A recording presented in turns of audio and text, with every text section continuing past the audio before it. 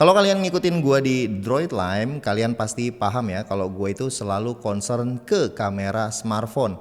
Dan perhatian gue itu selalu tertuju sama teknologi sensor kamera yang dipakai serta kualitas daripada lensanya yang digunakan dari smartphone tersebut sesuai gak tuh sama hasilnya. Nah kali ini nih ada dua seri smartphone flagship Vivo terbaru yang resmi di Indonesia, ada Vivo X80 dan Vivo X80 Pro. Tapi kali ini entah kenapa ya, gua setelah ngelihat speknya lebih jelas lagi, lebih jauh lagi, gua malah lebih seneng pengen ngebahas si Vivo X80 yang versi non Pro, dan mari kita ulas.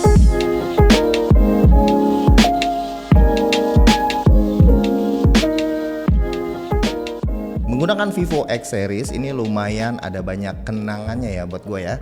Kameranya masuk dalam kategori bagus banget. Bahkan gue sempat mengabadikan foto Comet Neo Wise yang nongolnya itu 1000 tahun sekali pakai Vivo X50 Pro waktu itu. Sampai ke Vivo X70 Pro, gue juga pernah bahas kameranya karena gue bisa bikin foto silky water di tempat yang keren yaitu Pantai Sawarna. Foto-foto bintang sama Milky Way juga banyak gue dapetin menggunakan Vivo X series seperti ini. Tapi gue belum pernah nih ngerasain experience Vivo X series yang versi non Pro. Gue rasa perbedaannya bakal tipis-tipis aja ya, karena kalau kita lihat speknya khususnya di bagian kameranya, X80 versi non Pro ini cuma kurang di telefoto lensa periscope aja, dan sisanya bisa dibilang nggak pakai gimmick. Punya setup 3 kamera, ada kamera normal wide, kamera ultra wide yang bisa foto makro, dan telefoto 2 kali optical khusus untuk portrait mode, dan masih worthy sampai 5 kali digital zoom. Kalau kita lihat lebih dalam lagi nih, ternyata si Vivo X80 ini beda sama X80 Pro yang pakai sensor kameranya Samsung. Vivo X80 ini malah menggunakan sensor kameranya dari Sony yaitu IMX866, di mana sensor ini adalah penyempurnaan dari IMX766 yang sekarang makin mainstream ada di banyak HP lain. Bahkan segmen mid-range saja udah banyak yang pakai sensor IMX766. Jadi bisa gue bilang nih, dari urusan sensor aja HP ini termasuk dalam kategori eksklusif menggunakan sensor kamera terbaik buatannya Sony. Ditambah lagi ini ada chip khusus buat handle kameranya yaitu Vivo V1 Plus chip. Sensor Sony IMX866 ini ada di kamera utama yang punya resolusi 50 megapiksel ultra sensing sensor aperture f1.8, ada optical image stabilization-nya. Terus kamera 12 megapiksel ultra wide angle kamera aperture f22 punya autofocus yang bisa makro, dan terakhir 12 megapiksel portrait kamera lensa tele 2 kali optical zoom dengan aperture f22 yang nggak ada optical image stabilization-nya. Tapi Vivo memberikan optimasi software electrical stabilization buat viewfindernya supaya penggunanya tuh tetap merasa nyaman. Terus yang paling menarik dari sisi hardware adalah lensa yang mempercayakan kepada Zeiss dari semenjak tahun 2020. Atau lebih tepatnya di Vivo X60 series. Hal ini jelas dampaknya berasa banget ya. Selain bisa meminimalisir chromatic aberration, terus bisa meminimalisir flare juga. Contohnya udah banyak yang bikin ya, karena T-Star coating dari Zeiss ini emang salah satu yang terbaik secara kualitas. Di samping itu Vivo juga mendapatkan beberapa software optimization buat portrait mode. Ada efek biotar, sonar, planar, distagon, dan sinematik khasnya Zeiss. Oke, sampai sini udah cukup jelas ya mengenai hardware-nya. Nah, sekarang kita masuk ke bagian software kameranya. Buat yang belum familiar sama interface kameranya, gue bisa jelasin sedikit demi sedikit. Pada bagian home screen kameranya kelihatannya penuh banyak settingannya, padahal gampang ini, auto juga bakalan auto bagus. Intinya asal paham penggunaan fitur-fiturnya. Nah, bagian atas ini ada opsi HDR yang bisa auto atau off, terus biarkan saja auto. Sebelahnya ada Zeiss. Nah, ini adalah opsi buat penggunanya bisa pilih Zeiss Natural Color dan defaultnya dari Vivo. Sebenarnya warna begini tuh subjektif ya, ada orang yang suka warnanya natural, ada juga orang yang suka auto gonjreng. Jadi pilihan ini tergantung daripada usernya aja. Sebelah kanan ada settingan auto makro on atau off. Kalau dalam mode auto makro, saat kamera mendekati objek sampai ke kamera utama itu nggak sanggup lagi untuk mendapatkan fokus, maka sistem bakal otomatis mendeteksi masuk ke mode makro. Artinya user memang pengen ambil foto dalam jarak dekat alias makro.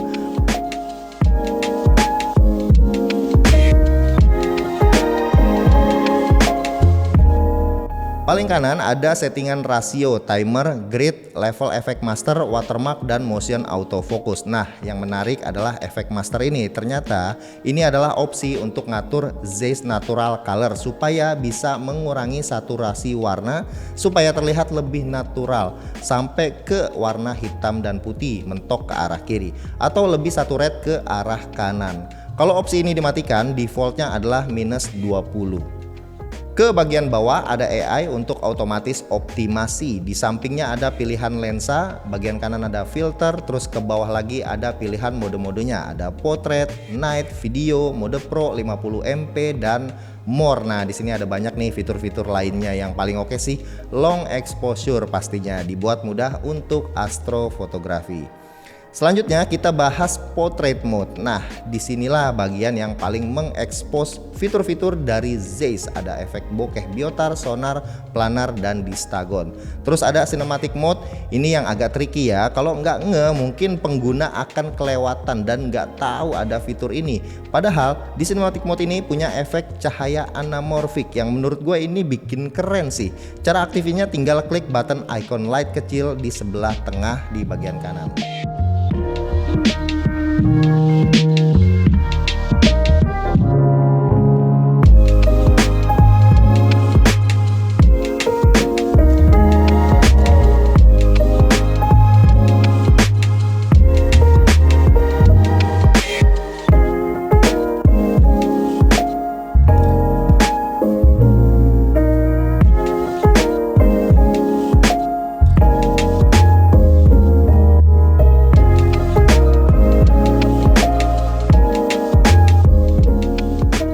Sebelahnya lagi ada natural mode, terus ada kamera panning. Ini menarik juga nih, bisa bikin foto panning sangat mudah layaknya fitur yang ada di Google Pixel 6 series. Nah, seperti inilah harusnya kamera pro dalam ranah mobile fotografi. Teknik fotografi yang lumayan susah dibuatnya itu dibuat mudah karena computational fotografi. Masuk ke mode night, yang paling gue suka ini fitur long exposure. Jadi gue jelasin aja ya, ada beberapa fiturnya. Ada flow of traffic buat light trail, night gravity buat light painting, waterfall buat silky water, terus ada mysterious mist, fireworks, dan star trail. Cuma gue nggak bisa tes semuanya, tapi yang pasti buat motret Milky Way light trail udah pasti gampang banget. Tinggal sekali pencet aja, yang penting pasangin ke tripod. Nah, sekarang kita lihat menu buat perekaman video. By default AI enhancement ini nyala untuk otomatis optimize hasil videonya. Pilihan resolusi dan frame rate di HP ini cukup oke ya, tapi kurang merata. Main kamera up to 4K 60, ultra wide maksimum di Full HD 30, telefoto di Full HD 30, dan kamera depannya juga maksimum di Full HD 30 fps. Untuk kamera belakang secara default maksimum kemampuan resolusi dan frame rate udah dapat standar stabilization, yang artinya kamera belakang udah otomatis bakal stabil. Ini adalah 4K 60 indoor, kalian bisa lihat fokusnya nih. Oh, di 4K 60 aja fokusnya bagus.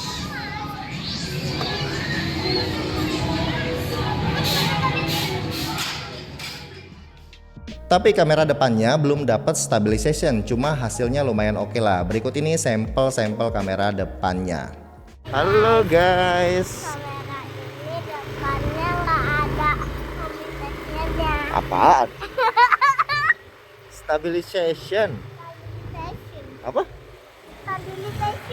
Stabilization. Oke, seperti biasa ini adalah aktivitas bapak-bapak yang ngejemput anaknya pulang sekolah.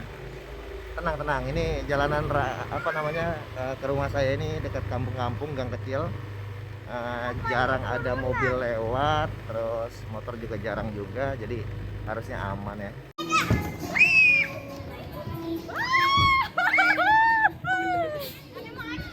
Iya, ada yang ketinggalan. Terus ada ultra stabilization yang punya kestabilan lebih oke lagi. Nah, menariknya kali ini support di resolusi Full HD 60 fps.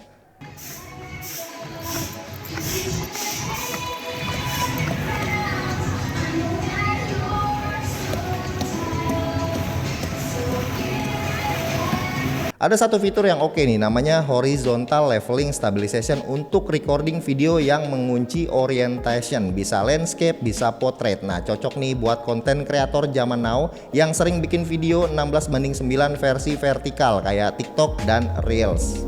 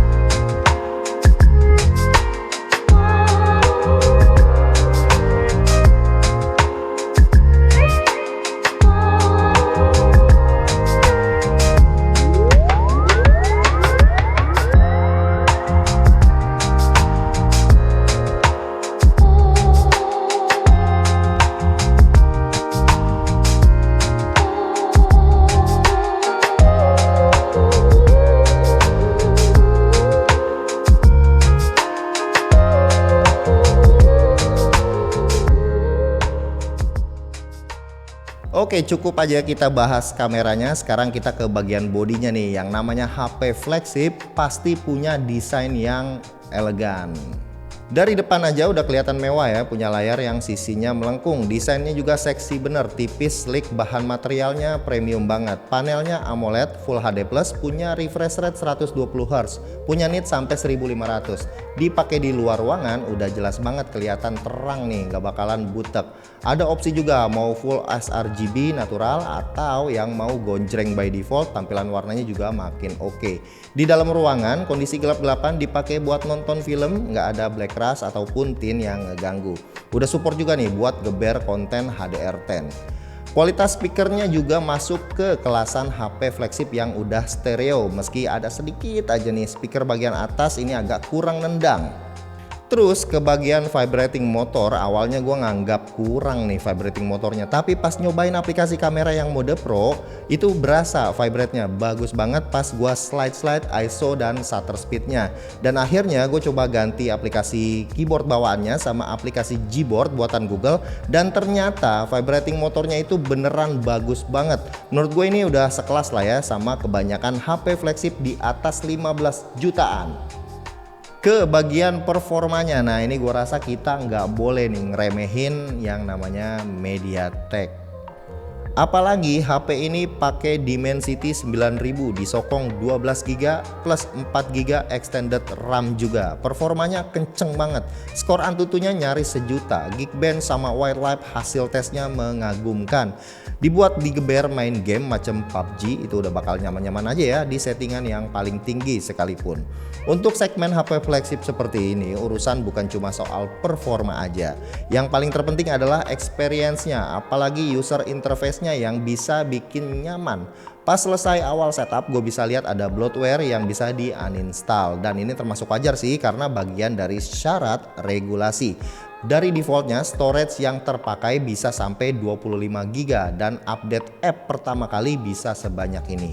UI dari Vivo juga nggak bakal ada gangguan iklan ataupun notif yang nggak jelas, termasuk dari aplikasi pendukung ekosistemnya. Jadi emang dibuat nyaman banget. Untuk kustomisasinya juga banyak pilihannya.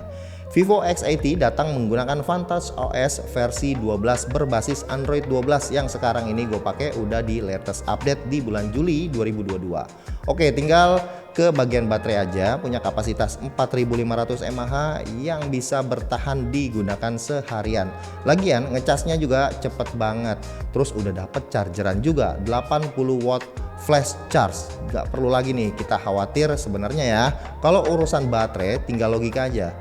Performa baterai jelek ngecasnya cepet atau performa bagus tapi ngecasnya lambat.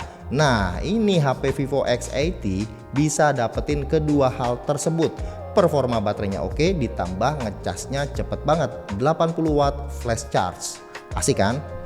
Nah, terakhir kita ke bagian harga yang bisa dibilang ini cukup relatif ya, sama kayak halnya kecantikan ataupun ketampanan. Karena perspektif orang itu pasti bakal beda-beda, tapi yang pasti nih di segmen HP flagship yang bisa memberikan real experience flagship ya secara umum.